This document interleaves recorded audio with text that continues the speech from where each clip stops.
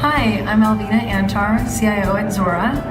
I attended Jim McCarthy's happiness workshop at the GIT conference, the Catalyst conference for girls in technology, and I loved it. It was so powerful.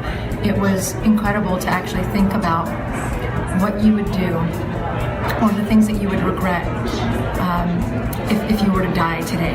And I never, in my 41 years, have taken the time to actually think about that and to think about the things that I need to be focused on and my priorities in life and living my day to the fullest every single day.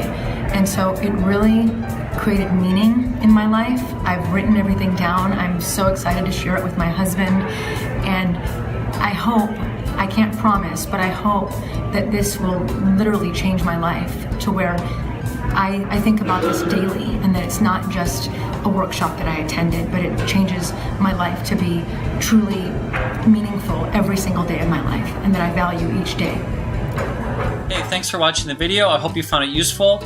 And if you did, make sure to share it with your friends. And then also you can click the red subscribe button in the corner there to get regular video updates from me. Hope you find that helpful.